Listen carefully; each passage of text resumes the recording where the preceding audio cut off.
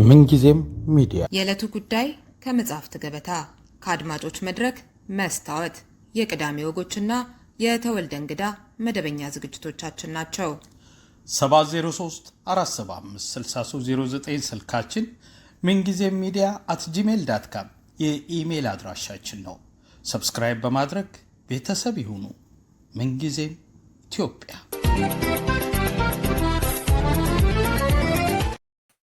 ሰላም ጤና ይስጥልኝ። የምንጊዜም ሚዲያ ቤተሰቦች በየዓመቱ የሚታሰበው የ16 ቀናቱ የጸረ ጾታዊ ጥቃት ንቅናቄ ቀን ዛሬ ጀምሯል።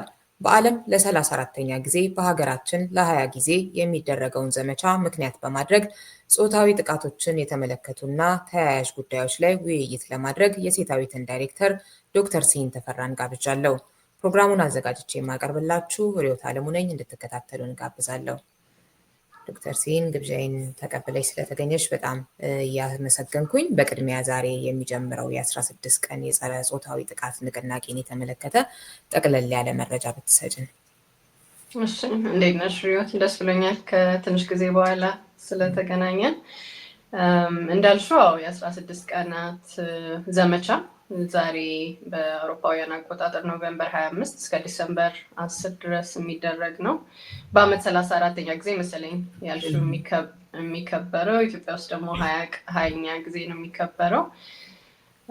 እነዚህ ቀናት ለምን 16 ቀናት ሆኑ፣ ለምን በዚህ መልክ ተከበረ የሚለውን ትንሽ ለማውራት ኖቬምበር 25 በዓለም አቀፍ ደረጃ የጾታዊ ጥቃት የሚታወስበት ቀን ነው። በዚህ ቀን የደረሱ የተለያዩ የጾታዊ ጥቃቶች ስለነበሩ በዓለም ላይ አንደኛው 1986 ላይ ነበር፣ ካናዳ ብዙ ሴቶች በአንድ ቀን የተገደሉበት። ከዛ በፊት ዶሚኒካን ሪፐብሊክ ነበረ። ብቻ በተለያየ ምክንያት ይሄ ቀን እንዲታወስ ተብሎ ተወሰነ። ከዛ ዲሰምበር 10 ደግሞ እንደምታውቂው ዓለም አቀፍ የሂውመን ራይትስ ወይም የሰብአዊ መብት ቀን ነው። ስለዚህ ሁለቱን ለማገናኘት ነው 16 ቀን የሆነው። መሀል ላይ ደግሞ የኤችአይቪ ቀን አለ፣ የአካል ጉዳተኞች ቀን አለ።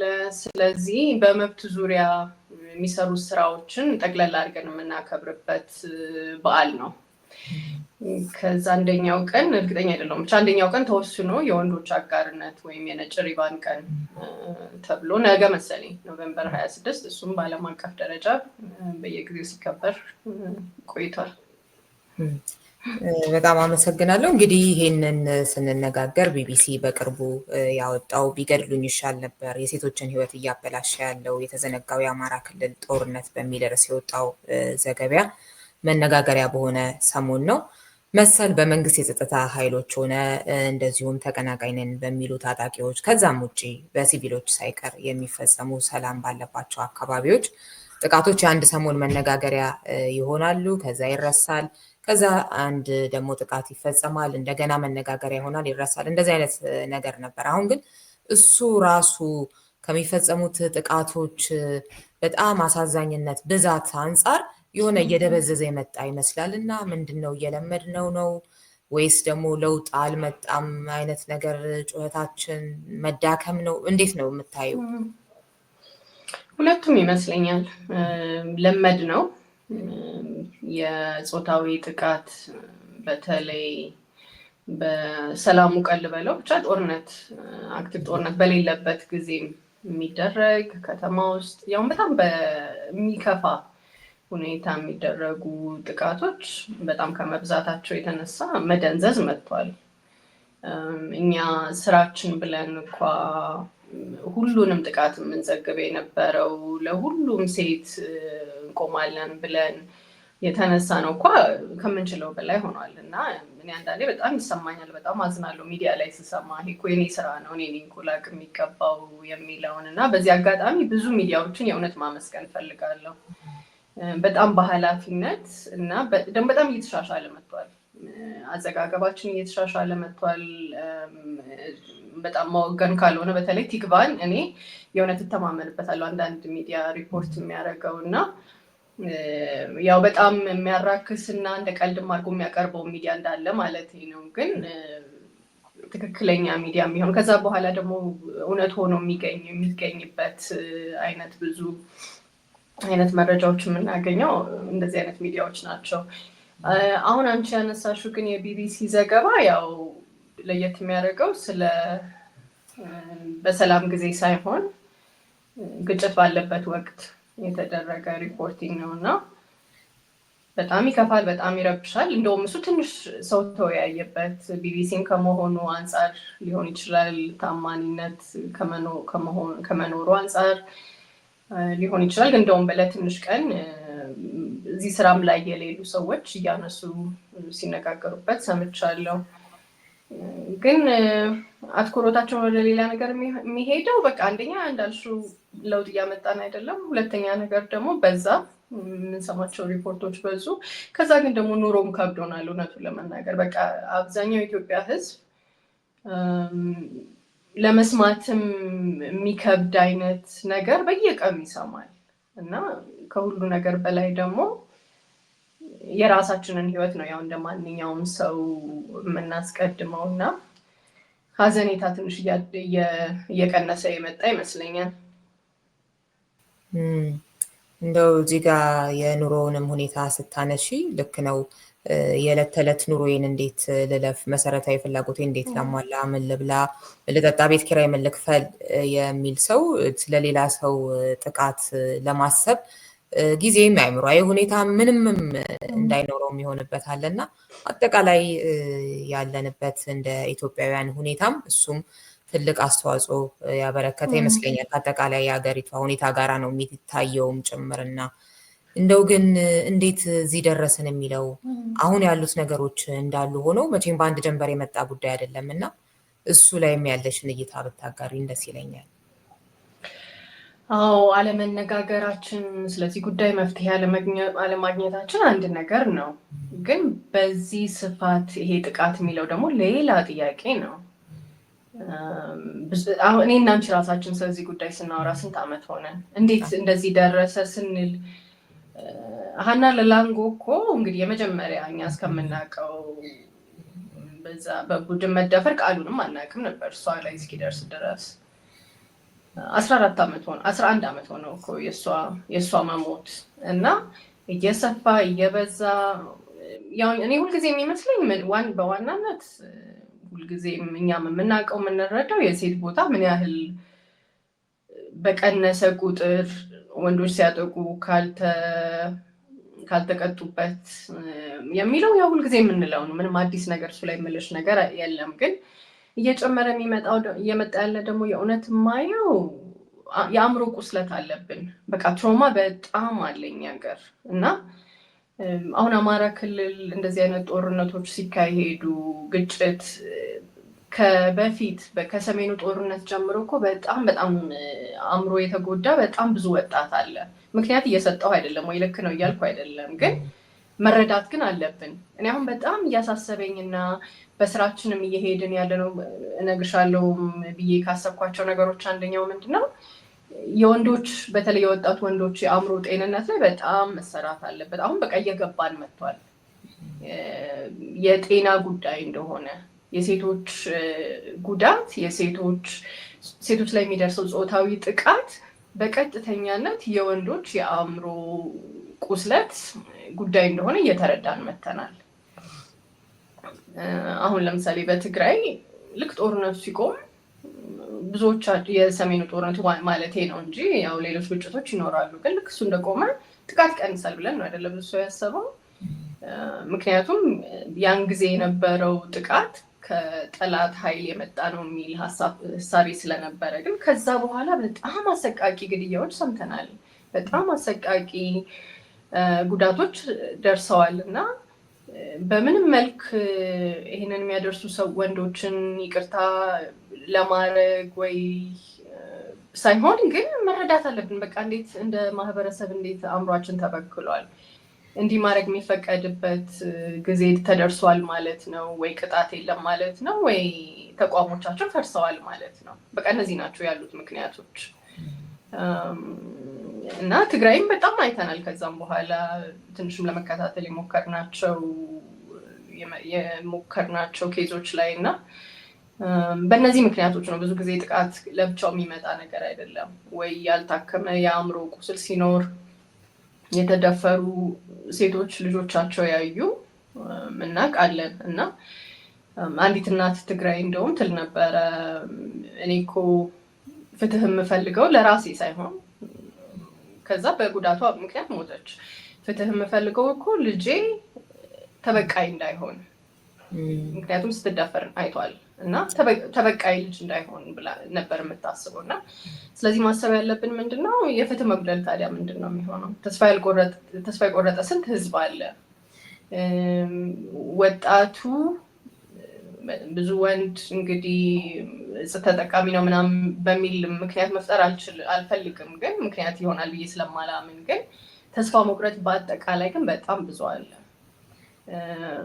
በባህር እየሄደ ህይወቱ የሚሞተው ህይወቱን የእውነት የሚቆምር ወንድ በዚህ በኩል ደግሞ አንዲት ሴትን ቢያጠቃ፣ ምክንያቱም ራስን የመጉዳት ምልክት ነው። ብዙ ጊዜ ጾታዊ ጥቃት ራሱን የሚያከብር ወንድ ብዙ ጊዜ እንደዛ አያደርግም። በቃ ራሱ እየተጎዳ ያለ ራሱ መጥፎ ቦታ ላይ ያለ ወንድ ነው እንደዚህ የሚያደርገው። እና እዚህ መድረሳችን መቼስ እውነቱን ለመናገር የሚገርም አይደለም። ያለውን ሁኔታ ስታይ፣ ያለን የችግር ብዛት ስናይ፣ ያለውን ድህነት ስናይ፣ ያለውን ልመና ስናይ፣ ያለውን መፈናቀል፣ የኑሮ መክበድ ስናይ በቃ ተደማምሮ የሴት ገላ ላይ ነው የሚያልቀው። ሁል ጊዜ ይሄ የታወቀ ነገር ነው። እና መባሱ ደግሞ እውነቱን ለመናገር ብዙ የሚገርም ነገር አይደለም።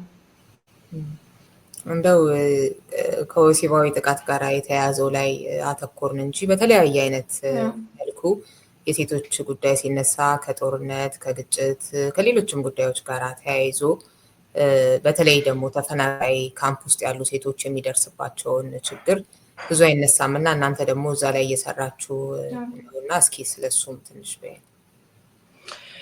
እሺ፣ አሁን በቅርብ አማራ ክልል ላይ የተፈናቀለ አንድ ማህበረሰብ ጋር የምንሰራው ፕሮጀክት አለ እና ልክ ሄደን መተን ስለሆነ አለኝ በደንብ መረጃው።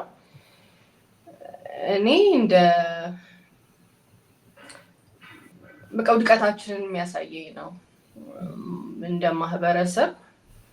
ምክንያቱም እኔ ከድሮም የማምነው ምንድነው አንድ ማህበረሰብ አንድ ሀገር የሚለካው በቃ በጣም በትንሹ በቃ በጣም ወለል ላይ ያለው በጣም ጉዳት ላይ ያለው ማረሚያ ቤት ላይ ላሉት ለአካል ጉዳተኞች በቃ ለዛ የምንሰጠው ቦታና የምንሰጠው አገልግሎት ነው የሚያስመዝነን። በቃ አንድ ሀገር ከአንድ ሀገር ይሻላል ብለን የምናምነው እንጂ ጉልበተኛማ የትም ሀገር ይመቸዋል አይደለ? ጉልበተኛ የትም ቦታ፣ ገንዘብ ያለው ጤናማ ሰው የትም ቦታ ይመቸዋል። እና አሁን ግን በጣም እንደ ሀገር እኔ ትንሽ እየወደቅን ይመስለኛል። ምክንያቱም አንዳንድ ስለ ተጎጂዎች በአጠቃላይ ሳስብ ነው እንደሱ ምልሽ። ግን ስለ ተፈናቃዮች ከመምጣት በፊት አንድ ማንሳት የምፈልገው አሁን እያየን ያለነው ችግር ለምሳሌ ማረሚያ ቤቶች ውስጥ በቂ ገንዘብ ስላልተበጀተ የምግብ ችግር አለ። ማረሚያ ቤት ውስጥ ያሉ ሰዎች ወንድም ሆነ ሴት የትም መሄድ አይችልም። ይሄ የመንግስት ኃላፊነት ነው። በቃ መብላት አለባቸው እነዚህ ዜጎች። የትምህርት ቤት ምገባ ተብሎ ተጀምሮ ምግብ የሚገዛበት ገንዘብ ያጥራል፣ በጀት ያንሰናል። ለብዙ ነገር በጀት ኖሮን ማለት ነው። እና ለእኔ በእንደዚህ አይነት ነገሮች ነው የምንገመተው እንደ ማህበረሰብ ይመስለኛል። እና ተፈናቃዮችም ልክ እንደዛ ነው። ተፈናቃይ ያው በደፊኒሽን ከቤት የተፈናቀለ ህዝብ ነው አይደለም፣ መሄጃ ስለሌለው ነው ከአንድ ክልል ወደ ሌላ ክልል የሚሄደው። እኛ የምንሰራበት አካባቢ፣ ሌሎችም አካባቢዎች ከተፈናቃዮች ጋር ቤኒሻንጉልም ትንሽ እርዳታ ለማድረግ ሞክረናል፣ አማራ ክልልም ሞክረናል፣ ትግራይም ትንሽ። መጀመሪያ የሰሜን ጦርነት ላይ ጥሩ የሆነው ምንድን ነው ልክ አክቲቭ የሆነ ውጊያ ልክ እንደቆመ ቶሎ ብሎ ሁሉም መንግስታት ቶሎ ብሎ አብዛኛው ሰው መለሰ። ያው እንደምታውቂው አሁንም ብዙ ጥያቄ እንዳለው ምዕራብ ትግራይ የሚባለው ያው በትግራይ ውስጥ ምዕራብ ትግራይ የሚባለው ግን ወልቃይትና ሁመራ አካባቢ ያልተመለሱ ሰዎች አሉ። እሱን እናውቃለን። ወደ ሰሜን ትግራይም ያልተመለሱ ሰዎች አሉ። እሱን እናውቃለን። ግን በአብዛኛው አሁን ከአማራ ክልል የተፈናቀሉ በአብዛኛው ቶሎ ተመልሰዋል። እሱ ጥሩ ነው። ግን ተፈናቅለው ደግሞ ያልተመለሱ እነማን ናቸው? ከኦሮሚያ ተፈናቅለው አማራ ክልል ያሉ ወይም ከኦሮሚያ ተፈናቅለው ቤኒሻንጉል ያሉ እና በጉጂና አሁን ቆየ አይደለ የጉጂና የጌዲዮ ጦርነት 7-8 ዓመት ሆነው እዛ አካባቢ ተፈናቅለው ያልተመለሱ ማህበረሰቦች አሉ እና አማራ ክልል ላይ ካልተሳሳትኩ አማራና ኦሮሚያ ነው በትልቁ የተፈናቃዮች ቁጥር ያለው እና ከፍተኛ የሆነ ቁጥር ነው። በሚሊዮኖች የሚቆጠር ነው በክልሉ በሙሉ ያለው። ግን እኔ ትንሽ ካየሁት መናገር የምችለው እኛ የምንሰራበት አካባቢ ለምሳሌ 5 ዓመት ሆኗቸዋል ዜጎቹ ከተፈናቀሉ። አንድ ከተማ ውስጥ 3 ካምፕ ነው ያለው። አንዱ ካምፕ ላይ 11,000 ሰው፣ እኛ የምንሄድበት ካምፕ ላይ 11,000 ሰው ነው ያለው። ድንኳን ውስጥ 5 ዓመት። ድንኳን ስል ደግሞ እናንተ ሀገር ያሉት አይነት ድንኳኖች አይደሉም። ወለል ላይ ድንጋይ፣ ወለል አይደለም ድንጋይ ላይ እንግዲህ የእኛን ሀገር ክረምት ታስታውሻለሽ፣ አልረሳሽውም? እኔ እዛ ቁጭ ብዬ በቃ እየተንዘፈዘፍኩ ድንኳኑ የሚያንጠባጠብ ድንኳን አንዳንዴ ፍራሻቸው ድረስ እየደረሰ ነው ያሉት። 5 ዓመት አሁን 5ኛ ክረምታቸውን አሳለፉ። በጣም ትልቅ ችግር ያለው መንግስት ተፈናቃይ አለ ብሎ አይቀበልም። ስለተፈናቃይ ያለን ፖሊሲ ምንድን ነው? እንደ ሀገር እንግዲህ የትም ቦታ ኦፊሻል የሆነ ቦታ ተጽፏል አየሁም፣ ግን እንደ ፖሊሲ የሚሰራበት ምንድን ነው? ተፈናቃይ ወደ ቀዬ መልሰናል ነው የሚለው።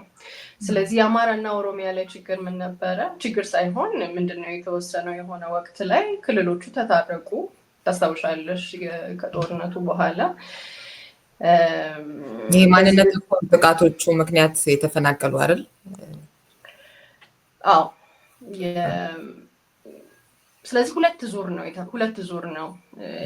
ስለዚህ ለተመልካቾች እየለየን እንድንሄድ በፋኖ እና በመንግስት እና በሌላ ሚሊሻ ኃይሎች የሚፈናቀሉ የክልሉ ዜጎች አሉ። ግን አሁን የምለው ግን ከኦሮሚያ የተፈናቀሉ ናቸው። ያው ለዛ ነው አማራና ኦሮሚያ ስትይ እሱ ጋር። ስለዚህ በፋኖ ምክንያት የተፈናቀሉ ዜጎች ጋር እኛ ሰርተን አናውቅም፣ ብዙ መረጃ የለኝም። ግን ከኦሮሚያ ተፈናቅለው እንግዲህ ጊዜው የዛሬ 4 ዓመት 5 ዓመት በጊዜው የተወራለት አንዳንድ ሪፖርቶች የተሰሩ ግድያዎች ነበሩ እና ምዕራብ ወለጋ እና ምስራቅ ሸዋ በዛ ጊዜ የተፈናቀሉ ናቸው። ስለዚህ ታሪካቸው አንድ አይነት ነው። 3 ካምፕ ላይ 3ቱም ጋር ብትሄጂ አንድ አይነት ነገር ነው የሚነግሩሽ። ምክንያቱም በአንድ ጊዜ ነው የመጡት። ሌሎች ደግሞ ሌላ ታሪክ ያላቸው ይኖራሉ። ጃራ አካባቢ ለምሳሌ ወሎም እዛም ሄጃለሁ። እነሱ ደግሞ ከሌላ ቦታ የመጡ ናቸው። ግን ብዙ ጊዜ ጎረቤቶች አንድ ላይ ነው የሚመጡት። ለዛ ነው። ስለዚህ ያሉበት ሁኔታ አንድ ከባድ ችግር ነው። ከዛ ግን ይሄ ወደ ቀያችሁ ተመለሱ የሚለው ፖሊሲ ምንድነው ችግሩ? ብዙ ጊዜ መመለስ አይችሉም። ሰላም ያሉበት አካባቢ ሰላም ነው ተብሎ ተወስኖ ነው። ግን በበቂ መጥፎ እኮ አይደለም። ሁሉም እነሱም እኮ የሚመኙት እኮ እሱን ነው አይደለም? ሁሉም ሁሉ ጊዜ በቃ ቀኑ ሙሉ ስለ ሀገራቸው ነው የሚያወሩት። ሀገሬ ወለጋ እንዲህ ነው በቃ ቀኑ ሙሉ እሱ ነው የሚያወሩት። ግን መሄድ የሚችሉት ደግሞ ሰላም ከሆነ ነው እዛ ግን እና በጠመንጃ ኃይል ታዘው እንዲሄዱ የተደረጉ ዜጎች ነበሩ። እዛ ከሄዱ በኋላ አንዳንዶቹ እንደገና ጥቃት ደርሶባቸው ተገድለው የተረፉት ሌሎች እንደገና 2ኛ ዙር መጡ። እንግዲህ በዚህ ዙር ላይ ሴቶች ላይ የሚደርሰው መከራ እንዴት ልገልጸውም አልችልም። አዎ ጥቃት ይኖራል። ከምንም በላይ ረሃብ አለ። ህፃናት በጣም ይጎዳሉ። ብዙ ሞት አለ። እውነቱን ለመናገር እኛ እዛ እያለን አሁን ባለፈው ሳምንት ለምሳሌ አንድ ህፃን ሞተ። ከባድ ነው የእውነት በጣም ከባድ ሁኔታ ነው። ግን ደግሞ እኔ በጣም አዲስ ነገር የሆነብኝና እንግዲህ እስከዛሬ ብዙ ያላሰብንበት ያልሰራንበት ምንድን ነው በዚህ ዙሪያ በተለይ ወንዶች ላይ የሚደርሰው ጉዳት ስለሱስ ካልተነጋገርን ስለሱስ ካላሰብን ድረስ ወደ መፍትሄው አንሄድም። እኛ ያው እንደምታውቂው አትኩሮታችን ሴቶች ላይ ነው። ብዙ ነገር የምንሰራው ሴቶችን ብቻ አተኩረን ነው እና ተወቅሰንበታል። እሱንም ለምሳሌ አስታውሳለሁ ለትግራይ ልክ ጦርነቱ እንደተጀመረ ብርድ ልብስ እናሰባስብ ነበር ለአንድ ካምፕ እና ፖስተሩ ላይ እንግዲህ ብዙም ሳናስብ ነው ከልምድ ማነስም ሊሆን ይችላል፣ ግን ፖስተሩ ላይ ለትግራይ ሴቶችና ሴት ህፃናት የሚል ነበረ ፖስተሩ ላይ እና አንድ ጓደኛዬ በጣም ሲወቅሰኝ አስታውሳለሁ። አሁን ሴት ህፃናት ነው ወንድ ህፃናት ብላችሁ ለይታችሁ ለሴቶቹ ልትሰጡ ነው ብሎና ካሰብሽው ለምን እንደዛ አልን አልኩኝ። በኋላ ወንድ ህፃን ቢበርደውና ሴት ህፃን ቢበርዳት የእውነት ብዙ ልዩነት አለው እና አሁን ትንሽ እኛም እንግዲህ እየበሰልን ስንመጣ ለምን ወንዶች ላይ አንሰራም፣ የወንዶች ትሮማ ላይ ለምን አንሰራም የሚለውን በማሰብ አሁን ለመጀመሪያ ጊዜ አዲስ ፕሮጀክት ቀረጽን። በተለይ የወንዶች አእምሮ ጉዳት፣ የጦርነት ትሮማ ምን ይመስላል የሚለውን እና ስለዚህ አሁን ባለፈው ሳምንት የሄድንበት ያልኩሽ አማራ ክልል ያለው ካምፕ ላይ ለመጀመሪያ ጊዜ ወንዶች ጋር መስራት ጀመርን። ሴቶችም አሉ 20 ወንድ 20 ሴት አድርገን አሰልጥነን ስለ ትሮማ ከዛ እነሱም የራሳቸውን ስልጠና መስጠት እንዲችሉ ነው ቤዚክሊ ፕሮጀክቱ። ከዛ በኋላ ግን ደግሞ የሚሰጡ የማቴሪያል ድጋፎች ይኖራሉ፣ ፍራሽ፣ ብርድ ልብስ እንደዚህ እና የወንዶች ጉዳት ይሄንን ካላከምን ነው እነዚህ ወንዶች በኋላ ደግሞ አጥቂ የሚሆኑት። ለምሳሌ አባቱ ፊት ለፊቱ የተገደለ አንድ በጣም ወጣት ልጅ በቃ ወዲያው ገባኝ፣ ለካ እኔ ነኝ አሁን የቤት በቃ አባወራ ሆንኩ አለ። አናስበውም አይደለም ታላቅ መሆን ምን ማለት ነው፣ ለወንድ ልጅ ምን ማለት ነው። ከዛ በኋላ እናቱን እህቶቹን እሱ ነው ማሸሽ ያለበት። ሴቶችና ህፃናትን የሆነ ቦታ ያሸሹና እንደገና ንብረት ለመመለስ ይመለሳሉ። ከዛ ብዙ ወንዶች ይገደላሉ። እንግዲህ የምንሰማው ብዙ ጊዜ እውነቱን ለመናገር ወንዶች ላይ ነው እና እነዚህ ነገሮች እነዚህ ልዩነቶች ስናቅ ነው ይመስለኛል መዳንም የምንጀምረው። ያው የሴት ጉዳት እንዳለ ነው፣ የሴት ጉዳትን መቼም አናቀልም፣ ግን ለወንድም እኮ በጣም ከባድ ነው አይደለም? በተለይ በእኛ ሀገር ለወንድነት በምንሰጠው ቦታ ካለ ስራ መቀመጥ፣ አባወራ ተብሎ ግን ቁጭ ብለው ነው የሚሉት ብዙ ጊዜ ስራ ስለሌለ። ማረስ መሸጥ የለመደ በጣም ብዙ ሀብት የነበራቸው ሰዎች አሁን ብዙ ስራ የለም ያሉበት አካባቢ፣ የእርሻ መሬት አይሰጣቸውም። የቀን ስራ ይሰሩ ይሆናል፣ ግን ምን ያህል ሰው መስራት ይችላል? እና እነዚህ ነገሮች ነው በጣም እንደ አዲስ እይታ እያየን ያለ ነው ለማለት ነው።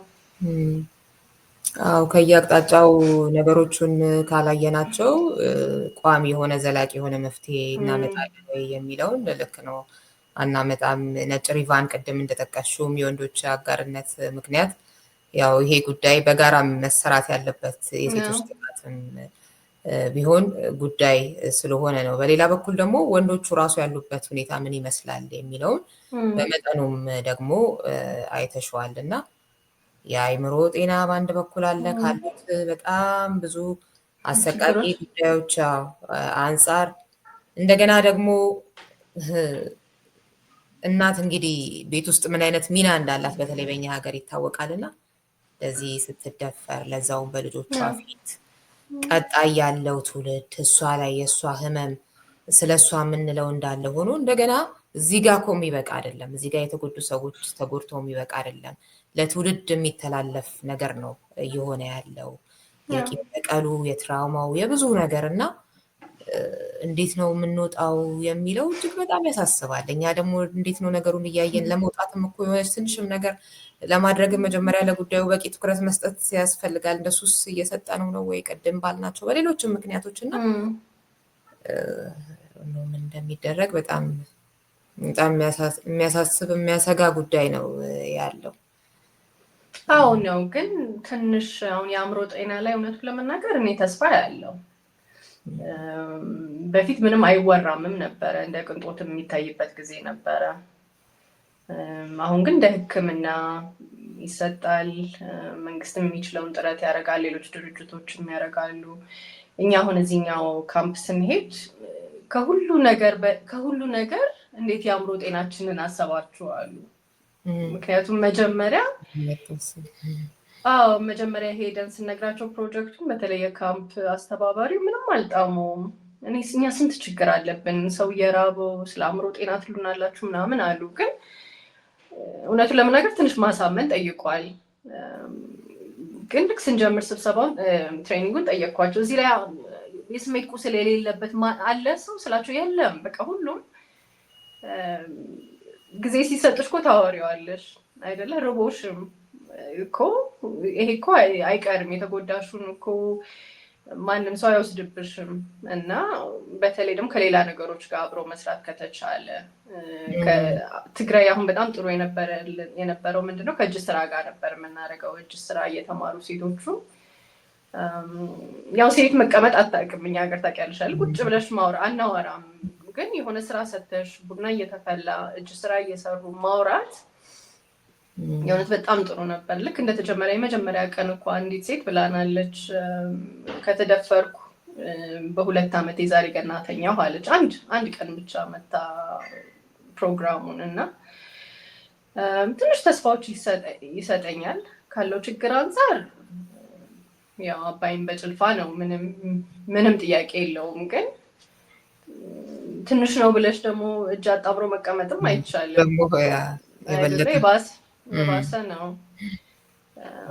እና መዳን የምንችለው እንደዚህ ይመስለኛል። እያወራንበት፣ አብረን እያለቀስን፣ እየተወቃቀስን፣ ወንዶችን በዚህ ሁኔታ ሲሄዱ እየወቀሱ እሱ ላይ በቂ እየተሰራ አይደለም። የወንዶች አጋርነት ያልሽው ግን የምንወጣው ከሆነ ከዚህ ሁሉ ቂም በቀል በተለይ በዘር ዙሪያ እሱ ላይ ዋናው ችግራችን እውነቱን እንነጋገር። ከድህነት በኋላ የዘር ፖለቲካ ነው ዋናው ጠላታችን እና እሱን ሁሉ የምንቀርፈው ግን እስካሁን ያለውን ቁስለት በቃ በእኛ ይበቃል፣ እኛ ላይ ደረሰው ይበቃል ማለት ስንችል ይመስለኛል። አዎ፣ ሌላው ቢያንስ በተቋም ውስጥ ሊታቀፉ የሚችሉ ሰዎችን ቅድም ያልሽው የህግ ተጠያቂነት ጉዳይ ትልቁ ነገር ይመስለኛል። እነዚህ ሁሉ ነገሮች እንዳሉ ሆነው አሁን በመንግስት የጸጥታ ኃይሎች በኩል ለሚፈጸሙ ለምሳሌ ጾታዊ ጥቃቶች እዛ ላይ ማን ነው ምን ያደረገው የሚለውን ምርመራ ለማድረግም ይሁን ለፍርድ ለማቅረብም የሆነ የሚቀል ነገር አለው። በእንደዚህ አይነት መልኩ የሚፈጸሙ ያ ብቻ አይደለም እንደሚታወቀው። ግን ቢያንስ እንዲህ አይነቶቹን ነገሮች ማስተማር የሚባል ነገር እንግዲህ ጦርነት ቢሆን ራሱ ከዚህ ቀደምም ከአንቺ ጋር እንደተነጋገር ነው ሴት እና እሱ ነገር ያው ኦልሬዲ አይምሮ ውስጥ ያለ ነገር ልምምዱ የሆነ ነገር ካልሆነ በስተቀር እንዴት ተደርጎ ነው ጦርነት ስለመጣ ብቻ እንግዲህ ወደ ደፋሪነት ሊቀየሩ የሚችሉት የሚለውን ነገር ስናይ የማይመስል ነገር ነው እና እሱ ላይ ቀድሞ የመስራቱ ነገር ከዛ ደግሞ ተጠያቂ ማድረጉ እንዲህ አይነቱን ነገር ላይ እንዴት ተደርጎ ግፊት ማድረግ ይቻላል የሚለውን እና ሌሎችም የሚታዩሽ መውጫ መንገዶችን በተመለከተ እስኪ ትንሽ ይጅበት። እሱ የመንግስት ትልቁ ስራ ይመስለኛል። ሽግግር ፍትህም ተብሎ የተጀመረው በተለኛ በጣም አትኩሮት የሰጠ ነው የጾታዊ ጥቃት ጉዳይ ነው። ሽግግር ፍትህ እኮ በጣም ሰፊ ነው አይደለ? በጣም ብዙ ነገሮች ያካትታል። ግን በተለይ ጾታዊ ጥቃት የሚታለፍ ቅጣት እንዳይሆን በይቅርታ ከሚታለፉ ቅጣቶች ስላሉ ግን የጾታዊ ጥቃት እንዳይሆን የሚል ነበረ። ግን እስከናካቴው ትተነዋል ይመስለኛል ሽግግር ፍትህ። የሽግግር ፍትህ ሂደቱን እውነቱን ለመናገር አንድ ሰሞን በጣም ተስፋ ሰጥቶን ትንሽ ንቅናቄ አድርገንበት እኔ አላቅም እውነቱን ለመናገር ምን ላይ ነው ልልሽ አልችልም።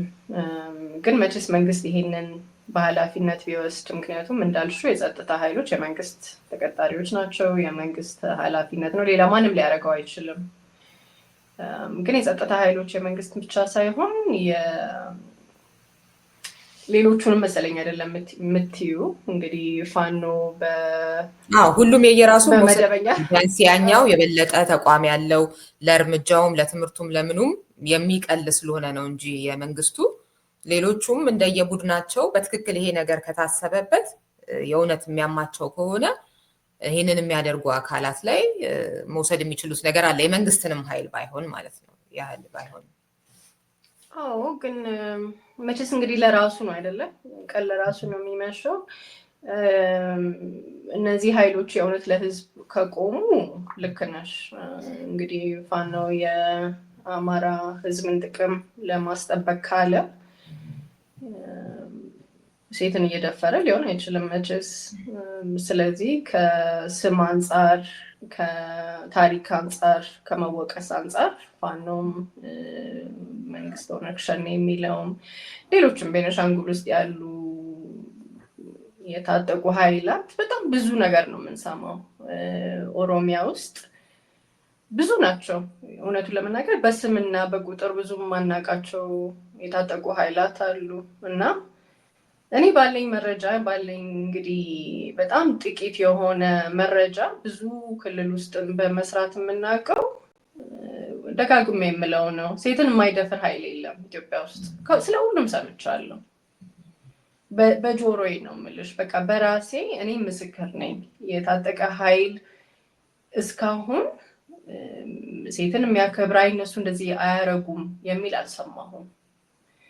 እንደ ቡድን ውስጥ ያሉት ግለሰቦች የተለያዩ ሊሆኑ ይችላሉ። እንደ ቡድን ግን ከዚህ የነፃ ቡድን ነው የሚባል አለመኖሩን ሴታዊት የሰራው ዘገባ እኛም በሚዲያችን ያስተላለፍነው ነበር እና ከዚህ ቀደም አድማጮቻችን ሁሌ እንዲህ አይነት ነገር ሲነሳ ሁሉም የየራሱን ግሩፕ የኔማ አያደርግም የሚለው ነገር አለ። ያንዳንዱ ማሳያ በማስረጃ ያስተላለፍናቸው ፕሮግራሞች አሉ። አዎ የኛ ይሄን አያደርግም የሚለው በተለይ ሴቶች ሲሉ እኔ በጣም ትንሽ ያሰጋኛል። ምክንያቱም ከየት መረጃ አግኝተን ነው? የሰሜን ጦርነት ላይ በተለይ በጣም እንደሱ አይነት ችግር ነበረ። እኛ ዶኪመንተሪ ምስክርን ከሰራን በኋላ ለምሳሌ ትግራይ ስንሄድ ትግራይ ላይ የሰራነውን ይቀበሉናል፣ ደስ ብሏቸው ይቀበሉናል። ከዛ አማራ ክልል የተሰራውን ግን ለምሳሌ በቲዲኤፍ የተደፈሩ ሴቶች ኢንተርቪው ያደረግነውን ስናሳያቸው አይቀበሉንም። ግን የኔም ብቻ ስሙኝ ሊሆን አይችልም። በዛ መልክ አንቀርፍም ታሪክን እና ከዚህ ድናል መውጣት አለብን። እኛም ሁላችንም እኮ የምናውቀው ሰው እኮ አለ፣ ወታደር ሆኖ የዘመተ ዘመዶቻችን ሊኖሩ ይችላሉ፣ ወንድም አባት ሊኖር ይችላል። ግን መጠየቅ መቻል አለብን። ምን ሲያደርጉ ነው የከረሙት? የኔ ወንድም አያደርግ ይሆናል እኮ ልንል እንችላለን። ግን በቡድን እንደዚህ አይነት ችግር እንዳለ በጣም ማወቅ አለብን። አብሮ ደግሞ ከዚህ ጋር የሚሄደው ምንድን ነው? በጣም የበቀል እርምጃ ሆነ። አሁን አማራ ክልል የምንሰማው ምንድነው? በሰሜኑ ጦርነት እንደምታውቂው፣ በሰሜኑ ጦርነት ትግራይ ውስጥ በጣም ብዙ ሴቶች ተደፈሩ። ምንም ጥያቄ የለውም። በኤርትራ ኃይላት ተደፈሩ፣ በፋኖ ተደፈሩ፣ በኢትዮጵያ ሚሊሻዎች ተደፈሩ። ከዛ አማራ ክልል ሲካሄድ ግን በቃ እንደ ስራዬ ተብሎ ነበረ። የኢትዮጵያ ሰብአዊ መብት ኮሚሽን በጊዜው በጣም ጥሩ ሪፖርት አውጥቶ ነበረ እና የፋኖን ቤት እየተፈለገ እህት ናት ወይስ እንግዲህ ወንዶቹ ሸሽተዋል አይደለም፣ ሴቶች ናቸው ቤት የተገኙት እና ይጠየቅ ነበረ። እህቱ ናት ሚስቱ ከሆነች በላት፣ እህቱ ከሆነች ተዋት ነበር የሚባለው እንደ አባባል ራሱ። ስለዚህ እነዚህ ነገሮች ሁላችንም ጋር ይሄ መርዝ ገብቷል። እኔ የምለው ብሔር እኳ ቢኖረኝ፣ እኔ የምለው ቡድን እኳ ቢኖረኝ በቃ መጠያየቅና መወቃቀስ አለብን። መወቃቀስ ማናችንም እኮ በግል ላይሆን ይችላል። ግን እኔ ሁልጊዜ ደግሞ ጥያቄ የሚሆንብኝ ይሄ ሁሉ ሴት ተደፈረ ስንል ይሄ ሁሉ ወንድ ደፈረው አይደል እንዴ ማለት ያለብን? ማናቸው እነዚህ ወንዶች? ከዛ እኮ ከጦርነት መጥተው እንግዲህ እኛ ጎረቤቶች ሆነዋል እኮ ማለት ነው አይደለም? ማህበረሰብ ውስጥ ተቀላቅሏል። ወታደር አብረውን እየኖሩ ነው፣ እየመገብናቸው፣ እያገባቻቸው ነው፣ እየወለድንላቸው ነው። መጠየቅ አለብን። በቃማ ይሄ ሁሉ ደፋሪ እኔ ሁልጊዜ ጥያቄ የሆንብኛል ስለ ሴት። 100,000 ሴት ተደፈረ ካልን 100,000 ወንድ ደፋሪ ነው ማለት ነው? ማን ናቸው? እነዚህ ነገሮች ሳናረግ በየአመቱ ነጭ ሪባን ቀን ብናከብር ይወት ምንም በቃ አንቀይር። እንደዚህ አይነት ከባባድ ውይይቶች ማድረግ ይመስለኛል የሚያስፈልገን። እውነት ነው። በጣም እንግዲህ የዚህ መሪ ቃልም እንደሆነው የ16 ቀኑ ጥቃትን የማይታገስ ማህበረሰብ ለትውልድ ግንባታ ነው እና እንዴት ነው ጥቃትን አለመታገስ የሚቻለው? ሲጀመር አጥቂዎቹን በህግም የመጠየቅም ይሁን እንደዚሁም ደግሞ ወደ አጥቂነት እንዳይቀየሩ የማስተማር ጉዳይ የተለያየ አካላት ይጠበቃል። በሌላ በኩል ደግሞ አለመታገስ እንዳልሽው አሁን እንዴት ነው በቃ በጣም በብዛት እኮ ውስጣችን አሉ ማለት ነው ማሳያ እና እሱን እንዴት ነው በቃ በጣም በጣም ከባድ ነገር ነው እና ከምንድን ነው የሚጀምረው የሚለው የተወሰኑ ሙከራዎች ቢኖሩም ካለብን ትልቅ ችግር አንጻር ካልገባንበት ነገር አንጻር ከዚህ የበለጠ ትኩረት መስጠት ከዚህ የበለጠ መነጋገሪያ ማድረግ ከዚህ የበለጠ ብዙ ስራ መስራት ይጠበቅብናል እና ከዛ ደግሞ በየቀኑ የሚመጡ ደግሞ የተለያዩ አጀንዳዎች አሉ፣ የተለያዩ ግፎች አሉ፣ የተለያዩ ደግሞ ኑሮ የከበደበት ነገር አለ እና በጣም በጣም እጅግ በጣም ከምንጊዜውም በላይ የበለጠ ጥንካሬን የሚጠይቅ ዘመን ነው ያለንበት እና እንዴት አድርገን ተደጋግፈን ይህን ዘመን እናልፈዋለን? ቢያንስ የሚቀጥለውን ትውልድ እንዴት አድርገን በመልካም ልናንጸው እንችላለን የሚለው እጅግ በጣም አሳሳቢ ነገር ነው። ሌላ ጊዜም እንደዚሁ እንገናኛለን። ለአሁኑ ግን ሌሎች ያልዳሰስናቸው መዳሰስ ያለባቸው በርካታ ጉዳዮች ስለሚኖሩ እንደው የተወሰኑትን እንኳን ለመውጫ ጨምሪልንና እንጨርሳለን። እሺ፣ እኔ በመጨረሻ ልነግርሽ ያሰብኩት አሁን በተለይ ያሉ አዳዲስ እየመጡ ያሉ ፌሚኒስት ንቅናቄዎች እኔ በጣም ተስፋ እየሰጡኝ ነው እና አሁን አንቺ ካልሽው ለምሳሌ ከየት ነው የሚጀምረው የሚለው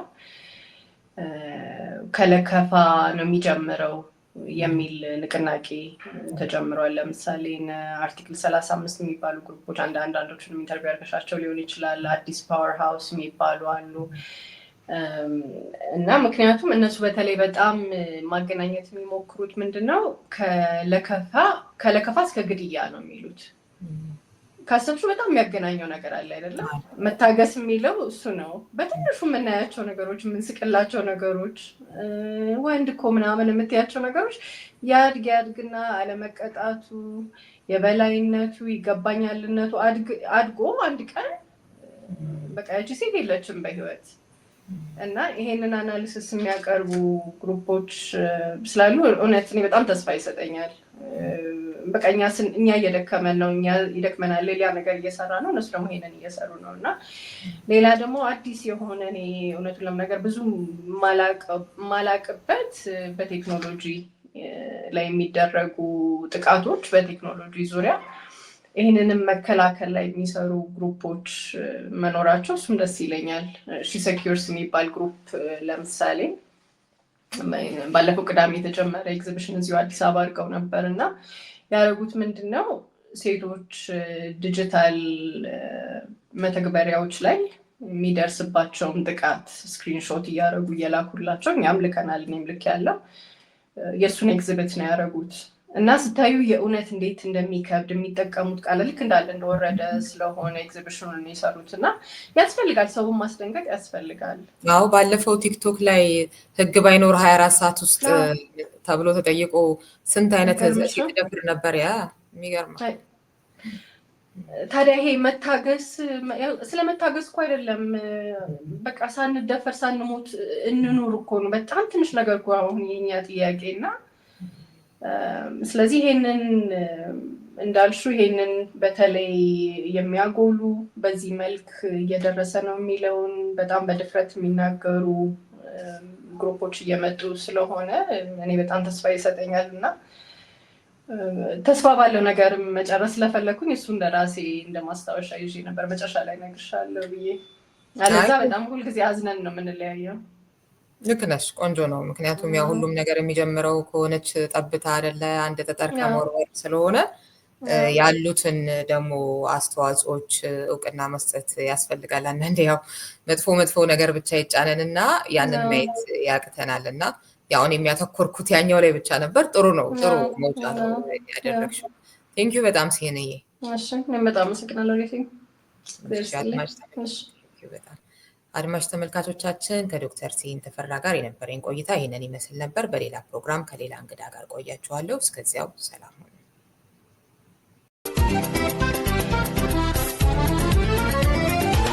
ምንጊዜም ሚዲያ የዕለቱ ጉዳይ ከመጽሐፍት ገበታ፣ ከአድማጮች መድረክ መስታወት፣ የቅዳሜ ወጎችና የተወልደ እንግዳ መደበኛ ዝግጅቶቻችን ናቸው።